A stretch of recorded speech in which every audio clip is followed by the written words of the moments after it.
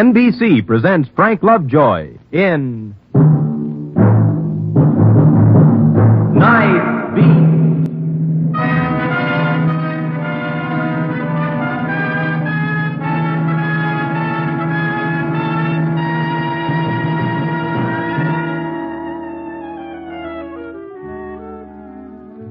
Hi, this is Randy Stone. I cover the Nightbeat for the Chicago Star. Behind the business suit respectability of the big city lies another world, a world of other standards and other laws. It's the rich world of chance, rich for all but the suckers on the outside. Your choices are many. Backroom roulette, nickel and dime policy slips sold on many a corner, and upstairs poker clubs for the tuxedo trade. For all its profit, feeding the public urge to get rich on a spin is a tough business. The men who run it live steady and die hard.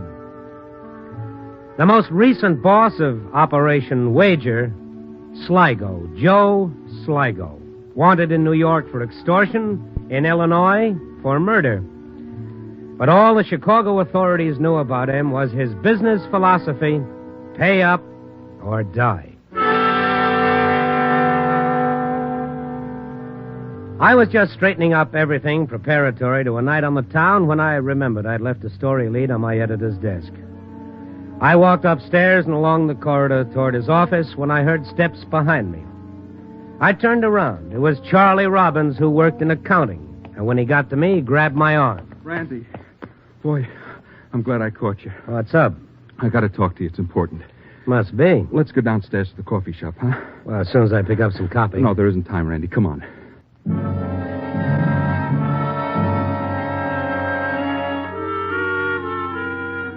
I knew what it was before he told me. It had happened before. Charlie was a family man and a hard worker. A guy with a future, they said. His only trouble was he liked the rattle of dice, and once Charlie started losing, which was most of the time, he'd throw every cent he had to the wolves and then start playing on his credit rating. Charlie's ventures at the tables hadn't leaked through to his boss as yet, only because his friends had kept him out of trouble with cash loans. We crowded into a back booth at the cafe, and I made up my mind I was going to let Charlie sweat this one out alone. Gee, I'm glad I ran into you, Randy. I don't know what I'd have done if I hadn't run into you. Well, the answer is no, Charlie. Listen, Randy, this is the last time, I swear. Every time I bail you out, you only get in deeper. The last time, so help me, Randy, the last time. That's been the story for 2 years, Charlie. What do you let yourself get in so deep for? I don't know what it is. It's something that gets you. Every time I go in there saying, I don't care whether I win or lose. I'm just doing it for the fun of it. That's what I say. Then I start to drop some dough. It's like I'm drowning. I got to get back. Then it's all gone, and I come out of it, and there's the guy with my money. I want to reach across and grab it back. And then I remember I lost it. And I got to go home. Can't stay away from it, huh, Charlie? No. Well, what about next time? There won't be a next time, Randy, I swear. Look, Randy, I wouldn't ask you for the money, not if it was just another $50 to some guy in the club, but this is serious. Isn't it always? Yeah, I guess. But this is really serious. Randy, this guy, he told me if I don't have the money by tonight, see, I'm in deep to him. Not like the other times, deeper. How much deeper? I'm to him for $3,000. $3,000? Yeah. Oh, Charlie, you're talking to the wrong guy. What do I do, Randy? He said if I didn't have the money... Who said? Phil, his name is. He's Sligo's right-hand man. Sligo? Joe Sligo? Yeah. You know Sligo? No, and I don't care if I never meet him. Randy, what am I going to do? $3,000. You got yourself in a lot of trouble. You know lots of people, Randy. Look. Let's say I took a loan. Now, I make $75 a week. Say I took out a loan for $3,000 and paid it back over a period of, say, 2 years. Who are you kidding? You're loaned up to your neck. Yeah, but I'd pay this one off first. $3,000. A wife, a couple of kids. Don't lecture me. I got half a mind to let them do what they want to you, Charlie. Maybe you have a right to throw your own dough into the lake. That's your business. As far as your family is concerned, that's their business if they put up with this routine.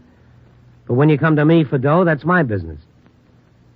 My good sense says I'll be supporting the City Poker Club for the next couple of years. You're right. You're right. I got no business coming to you for money. I got myself into it. I got to pay for it. Forget it, Randy. I'm sorry I brought it up. Sit down. $3,000. The reason I was thinking about a personal loan from somebody, I wouldn't have to tell them about my other obligations. A loan company, a bank, I wouldn't have a chance. They want to know about the people you owe and maybe collateral. Oh, hold on now. Come on, take it easy. Hey, take a cigarette.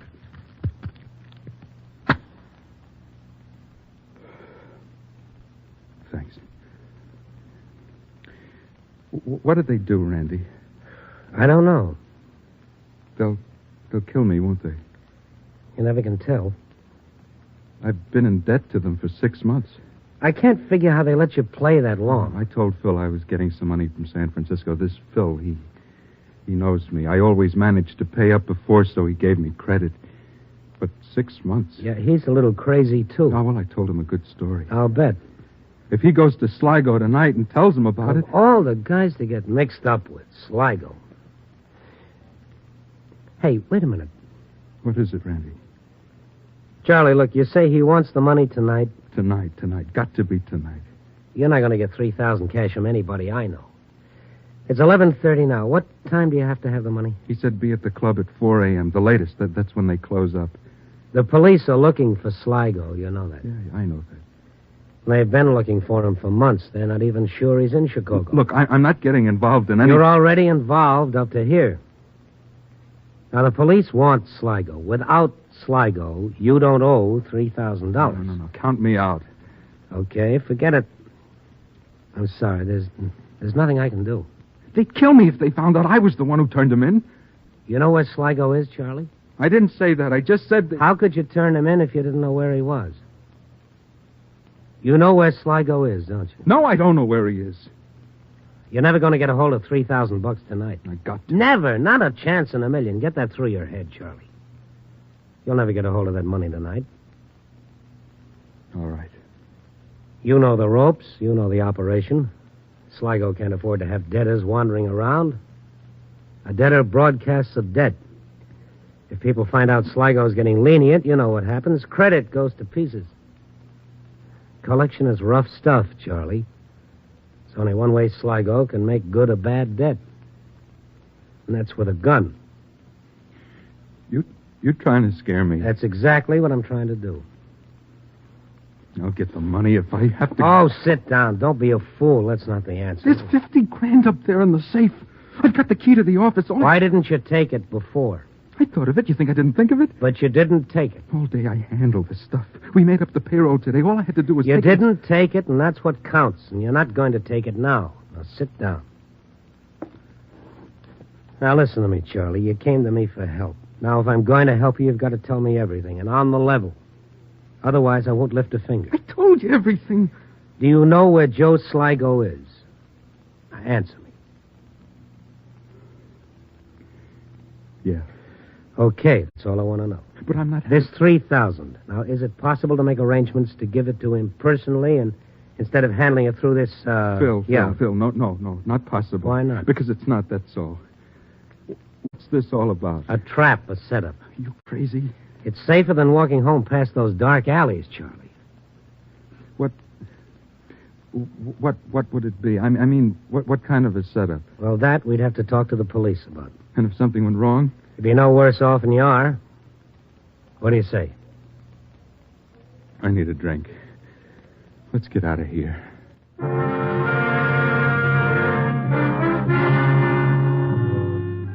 Across the street was a little bar. Blue lights and soft music. We sat down. I bought Charlie something to settle his nerves. He gulped it down, made a face, and then fell to dipping the bottom of his glass in the wet spot on the bar. I asked him if it was all settled, if he'd go through with it. He didn't answer me. I got up, called Lieutenant Peterson, told him where to meet me. In 15 minutes, the three of us, Charlie, the lieutenant, and I, were sitting in a back booth making our plans. 4 o'clock, huh? That's what he said, didn't you, Charlie? Did you say 4 o'clock, Charlie? Come on, Charlie, snap out of it. Look at me. Did you say 4 o'clock? 4 o'clock, yeah. What's the address? He's got friends. They'll get me. If he doesn't get me, his friends will. If everything goes right, you'll be okay. If it misses, you're in trouble. Just make sure it doesn't miss. That's the way to play it safe. Either you get Sligo or Sligo gets you, Charlie. It's as simple as that. I'm not going through with it. Well, you said... I never said I would. What's the address, Charlie? I'm not getting myself killed. He'll do it, Lieutenant. He'll do it. Charlie, now what's the address? We haven't got much time. It's 1:30. I've got $3,000 marked bills. It's right here in my pocket. It's the only way you'll ever beat him. Now, come on. What's the address? Blanchard Hotel, 307. We'll do it this way. You go upstairs, give him the money. Not before 4 o'clock. Do you understand that? Yeah, I understand. Not before 4 o'clock. That's right. At 4:05, get out of here. And if I can't? What if I can't get out of there? It won't matter. We'll have the place covered from a place across the street, from the door, from the room adjacent. They'll hold me hostage. The best way to ensure your safety is to do what you're told. I can't do it. I can't do it, Lieutenant. Why can't you? They'll hold me. Charlie, look. What's going to happen if you don't have the money? Oh, don't tell me again. I know it. It's very easy if you remember what to do. You hand them the cash. Why do I have to be in there? It's the Blanchard Hotel, 307, 4 o'clock. Why do I have to be in there? You tell me. Well, maybe you don't. Do you, Charlie? I'm supposed to pick up the key at the desk and wait for them upstairs. If I don't pick up the key, if I'm not in the room, they don't come in.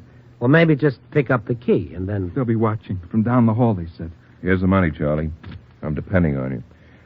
Stay with him, Stone. I've got to get busy.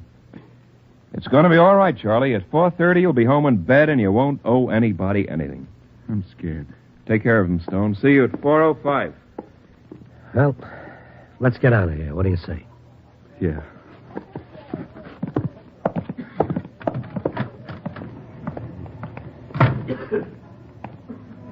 Maybe they're watching. Every minute, maybe they've got their eye on me. Maybe they saw me with the police. Maybe. If they did... No turning back now, Charlie. What if I told him everything? What if I get him up there and tell him the whole deal? Now, there's a great idea. Tell him you brought the cops right to his door. He'll love you for that. Why me? Why does it have to be me? Because you're the guy in trouble. Look, I got a family, a wife and 2 kids. A little late for that. I got to call her. After it's all over. Yeah. I guess you're right. Nice evening. Yeah. Nice evening and a great story. Going to be a great story, isn't it, Randy? Great story.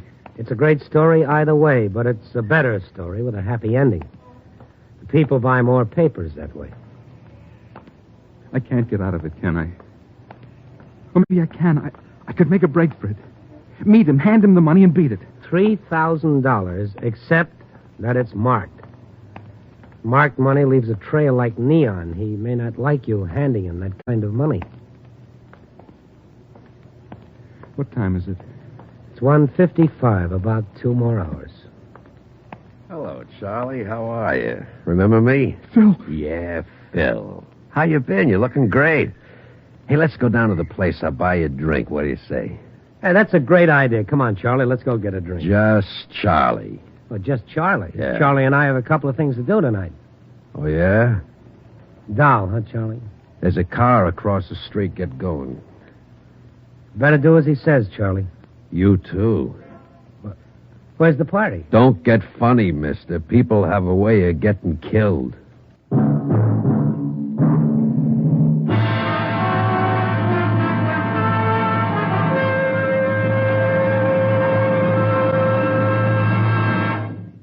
NBC is bringing you Nightbeat, starring Frank Lovejoy as Randy Stone.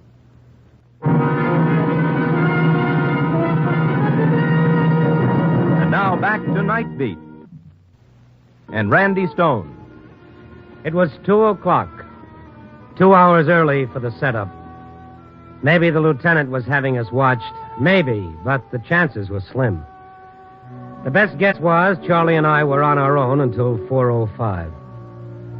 The Blanchard Hotel was a crummy dump near the railroad tracks. We went inside and went upstairs to 307. Phil unlocked the door and we went in. There was nothing to do but play for time. We sat down, and through the window I could hear a switch engine doing its chores. I looked at Charlie. He was white, his eyes big with terror. Phil sat near the door smoking. We watched until 3:45. Then the door opened and closed quickly. It was Sligo, 15 minutes early. He was a big man with an ample bubble of paunch under his gabardine and a white, broad-brimmed hat and 4 or 5 extra chins packed between his jaw and his collar. His pinpoint eyes and pat smile were all business and cash on the line. Phil, do me a favor, pull down the blinds. I don't want the nosy neighbors peeking in. Blinds, right. Close the window, it's dusty. Window, right. What'd you bring this other one for? I had to, Sligo. He and Charlie. I thought maybe Charlie tipped or something. You tip anything, Charlie? Me? Not me, Sligo. I'm just a friend. You gave me till 4 o'clock. Phil, you got the money? He's got it. He was in the back booth of a bar. I saw the 3 of them. I watched them just like you said, Sligo. He got the money from some guy. What guy? Some guy? I don't know. A personal loan from a friend. I didn't ask you. That's all I know about it, Sligo. What's your name, you? Stone, Randy Stone, Chicago Star. Newspaper reporter. That's fine, Phil. A newspaper, man. Let's bring the whole city in on this deal. What'd he say? I was scared he knew something, Sligo. I thought that... Every time you think, I end up in trouble. You gave me till 4 o'clock. You got the money now. What's the difference?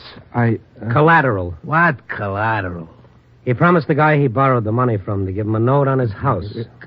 I had to mortgage the homestead, eh, Charlie? That's tough. He said he'd have the note by 3:30 tonight. Well, that's too bad, Charlie. You gave me till 4 o'clock. Do me a big favor, shut up. Phil, give me a cigar. A cigar, you bet. Here.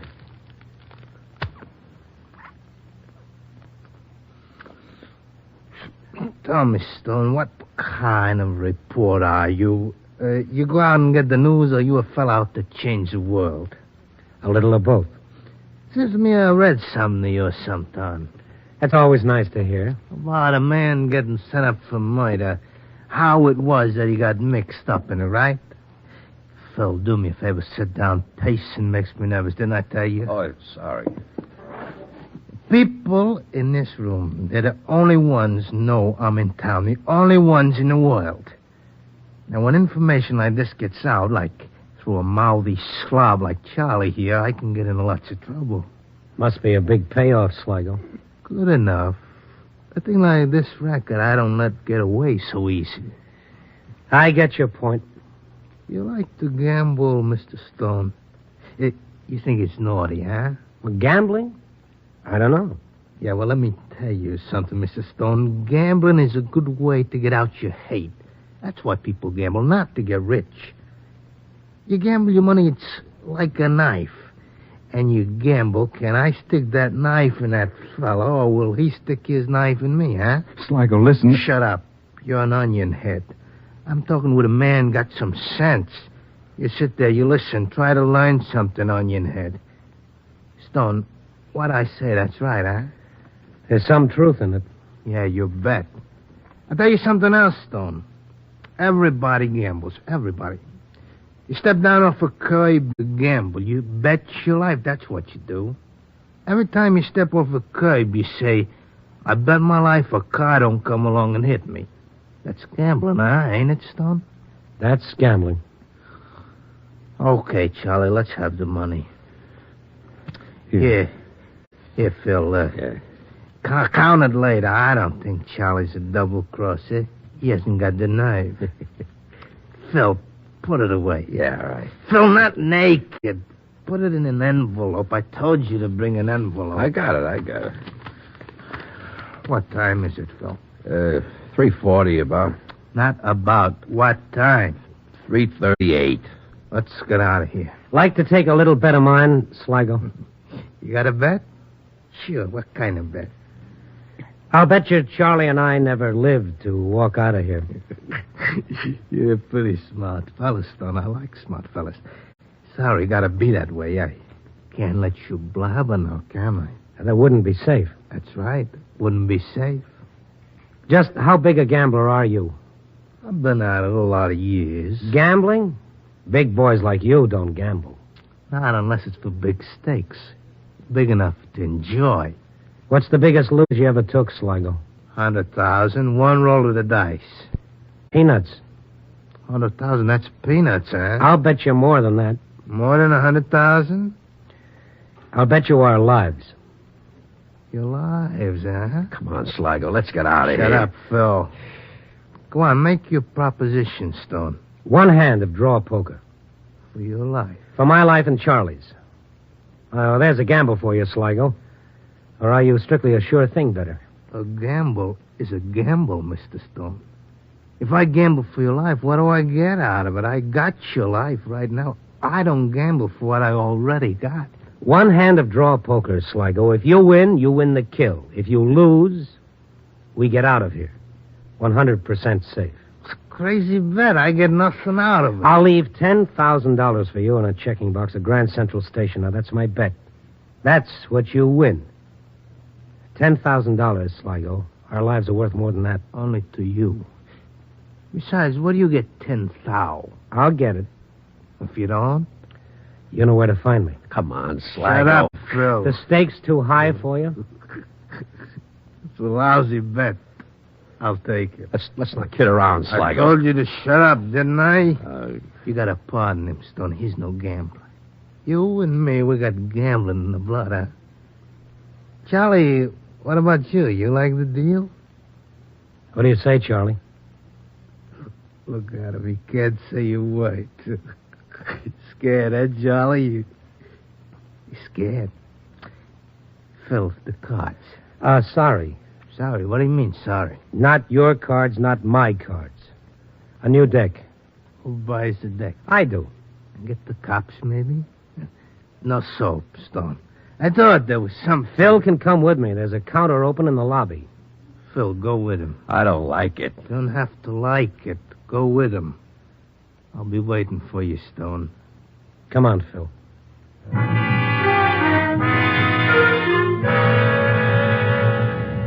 Phil and I went downstairs. I walked slowly, using up the seconds. We bought a deck of cards. I put them in my pocket. And Phil and I went back upstairs. I looked at my watch. 3:55. When we walked into the room, there was the night table dragged out in the center of the room, 2 chairs on each side. Charlie was sitting in the corner, his face white and the sweat pouring down the flesh of his throat. Sligo was all smiles. He was having the time of his life. We sat down. I put the unopened pack of cards on the table right in the middle.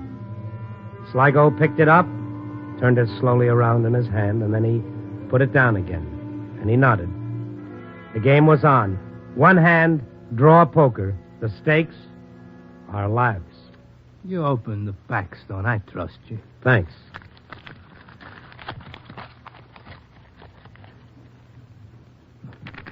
Nice and shiny, huh, Phil? I don't like it. That's because you're stupid. Cut for deal, Stone. Cut for deal. You first. After you. Okay. Queen. Pretty good. Your turn. All right. 10, your deal. No, please, no. Shut them up, Phil. Yeah. No, hold it. Let him watch. If he makes too much noise, give it to him, but good. But I like when he watches. Deal. A 5-card draw, that's what you said. 5-card draw, that's right. Fine.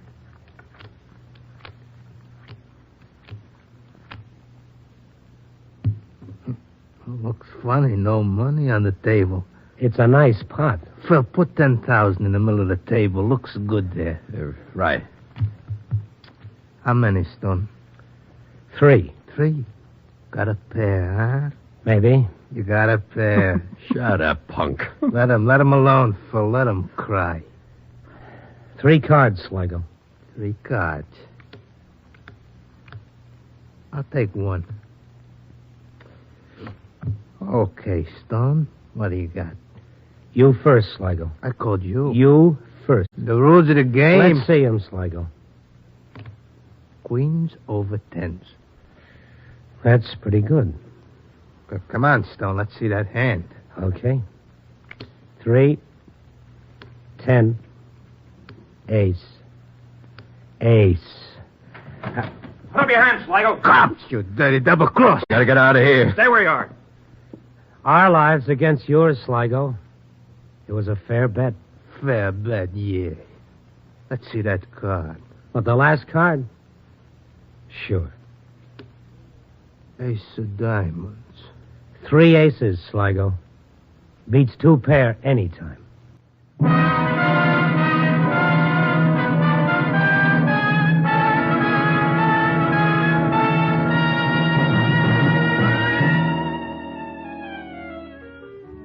Yeah, Joe Sligo, gambler, got fat on his own odds.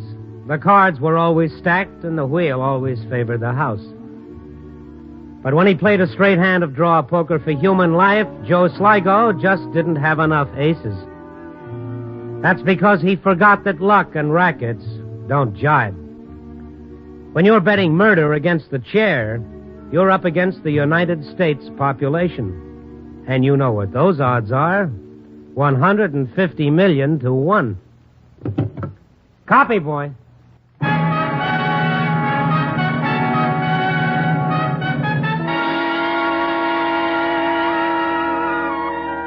Nightbeat, starring Frank Lovejoy, is produced and directed by Warren Lewis.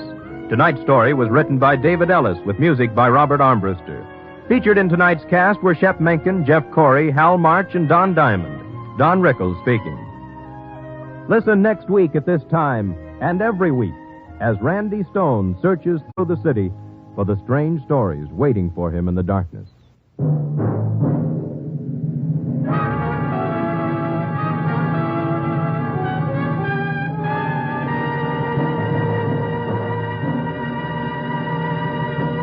Nightbeat came to you from Hollywood. 3 chimes mean good times on NBC.